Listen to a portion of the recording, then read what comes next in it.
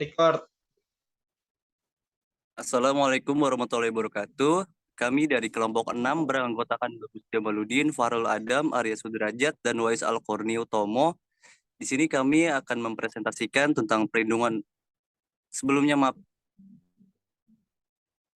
Di sini kami akan mempresentasikan tentang perlindungan guru dan partisipasi guru dalam organisasi profesi.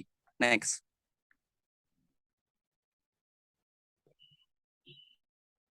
Partisipasi guru dalam organisasi profesi.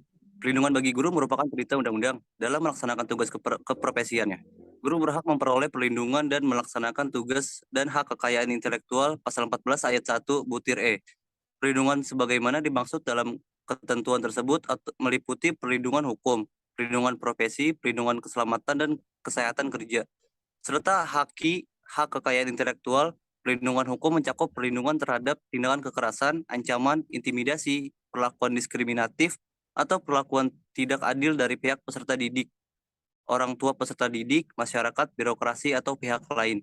Perlindungan profesi mencakup perlindungan terhadap pemutusan hubungan kerja yang tidak sesuai dengan peraturan perundang-undangan, pemberian imbalan yang tidak wajar, pembatasan dalam penyampaian pandangan, pelecehan terhadap profesi, pembatasan atau larangan lain yang dapat menghambat guru dalam melaksanakan tugas, serta hambatan melaksanakan studi lanjut. Perlindungan keselamatan dan kesehatan kerja mencakup perlindungan terhadap risiko gangguan keamanan kerja, kecelakaan kerja, kebakaran pada waktu kerja, bencana alam, kesehatan lingkungan kerja, dan atau risiko lain. Perlindungan HKI mencakup hak cipta atau copyright dan hak kekayaan industri. Guru diwajibkan menjadi anggota organisasi profesi pasal 41 ayat 3. Melakukan organisasi profesi, guru dapat memperjuangkan hak-hak dalam perlindungan profesi. Seperti yang dinyatakan dalam pasal 42 butir C, guru wajib mentaati kode etik profesi yang dalam pelaksanaannya diawasi oleh Dewan Kehormatan Guru pasal 44 ayat 1. Next. Hak-hak guru untuk memperoleh perlindungan profesi. Berkaitan dengan hak pelindung profesi, pemerintah menjamin hak-hak guru untuk memperoleh perlindungan profesi, sebagaimana diatur dalam Undang-Undang Nomor 14 Tahun 2005 tentang guru dan dosen. Pada bagian ketujuh, pasal 39 ayat 4 yang mencakup aspek-aspek sebagai berikut. 1. Perlindungan terhadap pemutusan hubungan kerja yang tidak sesuai dengan peraturan perundang-undangan. 2. Pemberian imbalan yang tidak wajar. 3. Pembatasan dalam penyampaian pandangan. 4. Pelecehan terhadap profesi. 5. Pembatasan atau pelarangan lain yang dapat menghambat guru dalam melaksanakan tugas. Perlindungan bagi guru sebagaimana dimaksud, yakni berkaitan dengan peraturan perundang-undangan lainnya.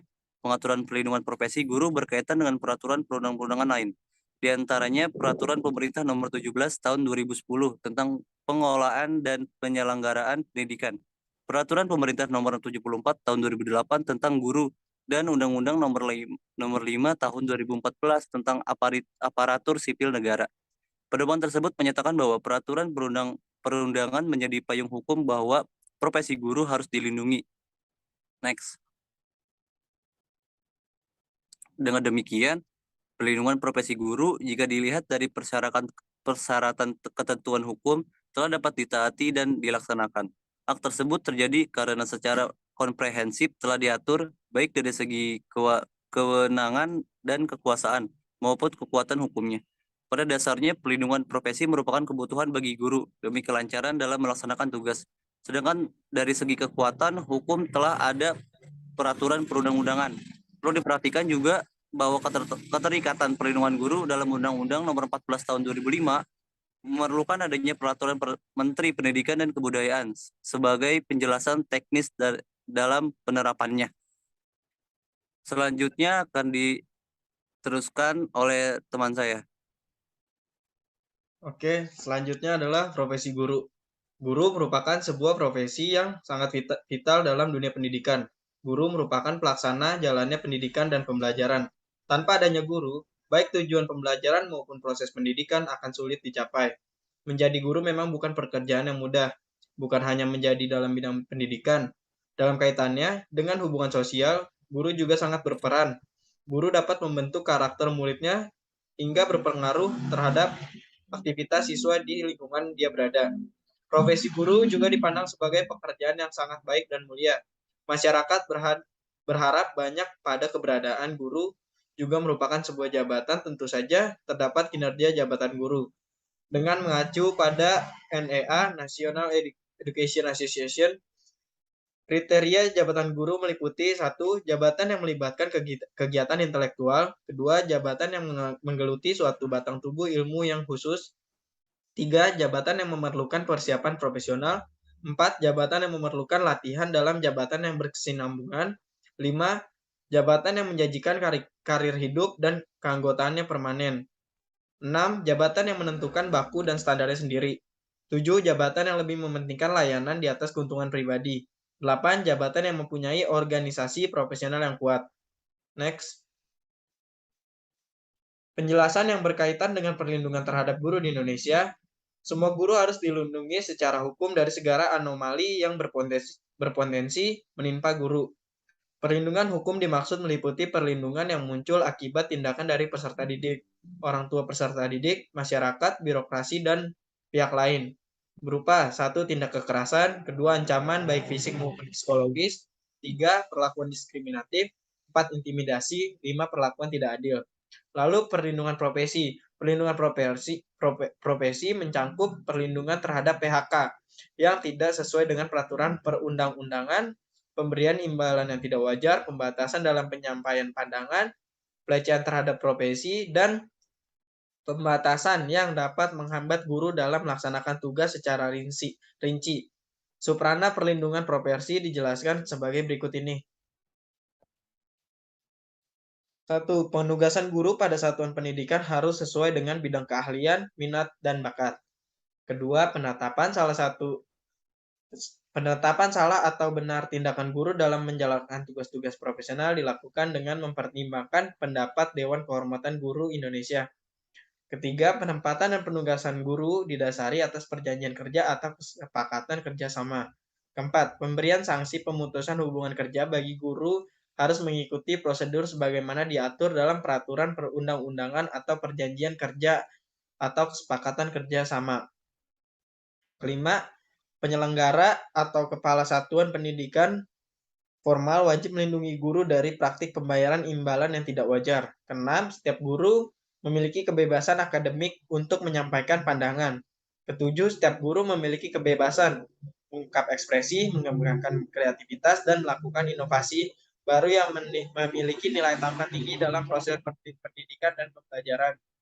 Kedelapan, setiap guru harus terbebas dari pelecehan atas profesinya dari peserta didik, orang tua peserta didik, masyarakat, birokrasi, atau pihak lain.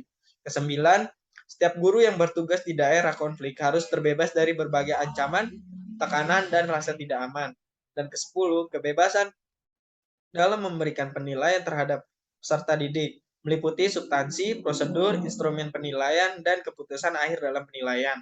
Ke-11, ikut menentukan kelulusan peserta didik, meliputi penetapan taraf penguasaan kompetensi, standar kelulusan mata pembelajaran, dan menentukan kelulusan ujian keterampilan. Ke-12, kebebasan untuk berserikat dalam organisasi atau asosiasi profesi, meliputi mengeluarkan pendapat secara lisan atau tulisan atas dasar keyakinan akademik, memilih dan dipilih sebagai pengurus organisasi atau asosiasi profesi guru, dan bersikap kritis dan objektif terhadap organisasi profesi. Ke-13, kesempatan untuk berperan dalam penentuan kebijakan pendidikan formal meliputi akses terhadap sumber informasi kebijakan, partisipasi dalam mengambil kebijakan pendidikan pada tingkat satuan pendidikan formal, dan memberikan masukan dalam penentuan kebijakan pada tingkat yang lebih tinggi atas dasar pengalaman yang terpetik dari lapangan. Next. Perlindungan kesehatan dan keselamatan kerja. Perlindungan keselamatan dan kesehatan kerja mencangkup perlindungan terhadap risiko gangguan keamanan kerja, kecelakaan kerja, kebakaran pada waktu kerja, bencana alam, kesehatan lingkungan kerja, atau risiko lain. Beberapa hal krusial yang terkait dengan perlindungan keselamatan dan kesehatan kerja termasuk rasa aman bagi guru dalam bertugas, yaitu 1. Hak memperoleh rasa aman dan jaminan keselamatan dan melaksanakan tugas harus mampu diwujudkan oleh pengelola satuan pendidikan formal, pemerintah, dan pemerintah daerah. Kedua, rasa aman dalam melaksanakan tugas meliputi jaminan dari ancaman psikis dan fisik dari peserta didik, orang tua murid, atau atasan langsung, teman sejawat, dan masyarakat luas. Ketiga, keselamatan dalam melaksanakan tugas meliputi perlindungan terhadap resiko gangguan keamanan kerja, resiko lingkungan kerja, atau resiko lain sebagaimana diatur dalam perundang-undangan mengenai ketenagakerjaan. Keempat, terbebas dari resiko gangguan keamanan kerja peserta didik, orang tua didik, masyarakat, birokrasi, atau pihak lain.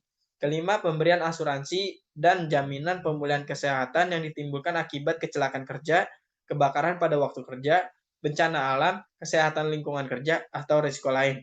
Dan keenam, terbebas dari multi ancaman, termasuk ancaman kesehatan kerja yang berakibat pada bahaya yang potensial, kecelakaan kerja akibat bahan kerja, keluhan sebagai dampak ancaman bahaya, frekuensi penyakit yang muncul akibat kerja, resiko atas alat kerja yang dipakai, dan resiko yang muncul akibat lingkungan atau kondisi tempat kerja.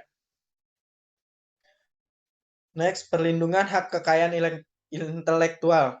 Pengakuan hak kekayaan intelektual di Indonesia telah dilegitimasi oleh peraturan perundang-undangan antara lain Undang-Undang Merek, Undang-Undang Paten, dan Undang-Undang Hak Cipta. HKI terdiri dari dua kategori, yaitu hak cipta kekayaan industri dan hak kekayaan industri meliputi kekayaan paten, merek, desain industri, desain tata letak sirkuit terpadu, rahasia dagang, dan varietas tanaman bagi guru. Perlindungan HKI dapat mencakup 1. Hak cipta atas penulisan buku, kedua hak cipta atas makalah, ketiga hak cipta atas karangan ilmiah, keempat hak cipta atas penelitian, kelima hak cipta atas penciptaan, keenam hak cipta baik atas hasil karya seni maupun penemuan dalam bidang ilmu pengetahuan, teknologi, dan seni serta sejenisnya. Ketujuh, hak paten atas hasil teknologi. Seringkali karya-karya guru terabaikan, di mana karya itu seakan-akan menjadi makhluk tak bertuan atau paling tidak terdapat potensi untuk itu. Oleh karena itu, di masa depan, pemahaman guru tentang haki harus dipertajam.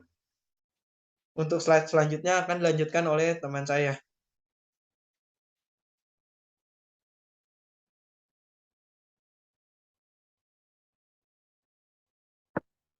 Iya, saya akan melanjutkannya. Lanjut di slide partisipasi guru dalam organisasi profesi. Fungsi organisasi profesi kependidikan. Organisasi kependidikan selain menjadi ciri suatu profesi kependidikan, sekaligus juga memiliki fungsi sebagai pemersatu seluruh anggota dalam kiprahnya dalam menjalankan tugasnya. Dan memiliki fungsi peningkatan kemampuan profesional. Kedua fungsi tersebut dapat dipaparkan sebagai berikut. Yang pertama, fungsi pemersatu. Dorongan yang menggerakkan pada profesional untuk membentuk suatu organisasi keprofesian secara intrinsik. Para profesional terdorong oleh keinginannya mendapatkan kehidupan yang layak, sesuai dengan profesi yang diembannya. Kedua motif tersebut sekaligus merupakan tantangan bagi pengembang suatu profesi yang secara teoritas sangat sulit dihadapi dan diselesaikan. Yang kedua, fungsi peningkatan kemampuan profesional. Fungsi ini telah tertuang dalam PP nomor 38 tahun 1992, pasal 61 yang berbunyi, tenaga kependidikan dapat membentuk ikatan profesi sebagai wadah untuk peningkatan dan mengembangkan karir, kemampuan, kewenangan profesional, martabat, dan kesejahteraan tenaga kependidikan. Menurut Johnson, kompetensi kependidikan dibangun oleh 6 perangkat kompetensi berikut ini. A. Performance komponen, yaitu unsur kemampuan penampilan kinerja yang sesuai dengan profesi kependidikan. Kedua, ada subjek komponen, yaitu unsur kemampuan penguasaan bahan pengetahuan yang relevan. Ketiga, ada profesional komponen, yaitu unsur kemampuan penguasaan substansi pengetahuan dan keterampilan teknis profesi kependidikan. Keempat, ada proses komponen, yaitu unsur kemampuan penguasaan proses-proses mental mencakup berpikir logis dalam pemecahan masalah. Kelima, ada adjustment komponen, yaitu unsur kemampuan penyelesaian dan penyesuaian diri berdasarkan karakteristik pribadi pendidik. Yang keenam ada attitude komponen, yaitu unsur komponen sikap, nilai, kepribadian pendidik atau guru. Tujuan organisasi profesi kependidikan menurut visinya secara umum ialah terwujud tenaga kependidikan yang profesional. Yang pertama, meningkatkan dan mengembangkan karir anggota. Hal itu merupakan upaya organisasi dalam bidang mengembangkan karir anggota sesuai bidang pekerjaan. Kedua, meningkatkan dan mengembangkan kemampuan anggota merupakan upaya terwujudnya kompetensi kependidikan yang handal pada diri tenaga kependidikan. Yang ketiga, upaya para profesional untuk menempatkan anggota suatu profesi sesuai kemampuan. Keempat, organisasi profesi pendidikan agar anggotanya terhindar dari perlakuan tidak manusiawi. Dan yang kelima, organisasi profesi pendidikan untuk meningkatkan kesejahteraan lahir batin anggotanya. Selanjutnya, ragam bentuk partisipasi guru. Bentuk partisipasi anggota profesi tidak sebatas terdaftar sebagai anggota dengan memberikan sejumlah iuran rutin, namun lebih dalam bentuk nyata yang bersifat profesional. Beberapa bentuk partisipasi dalam organisasi profesi guru biasanya berupa, yang pertama itu aktif mengkomunikasikan berbagai pikiran dan pengalaman yang mengarah kepada pembaharuan dan perbaikan mutu pendidikan.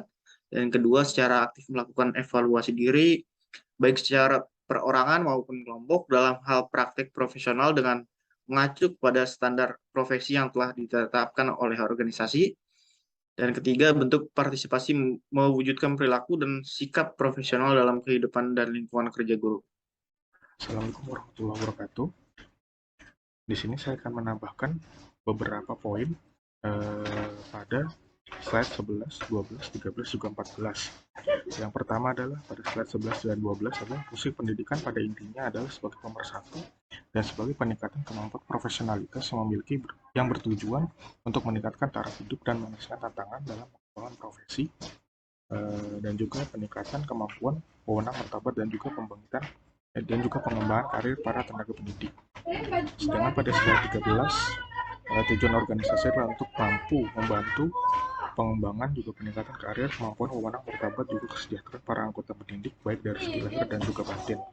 Pada slide 14, selain itu para guru juga memberikan partisipasinya dalam bentuk lain pada selain keanggotaannya, juga iuran, yaitu dalam bentuk berbagai pengalaman, pemikiran, juga evaluasi dalam mewujudkan perilaku dan sikap profesionalitas mereka sebagai guru, dan juga meningkatkan mutu pendidikan yang ada di Indonesia.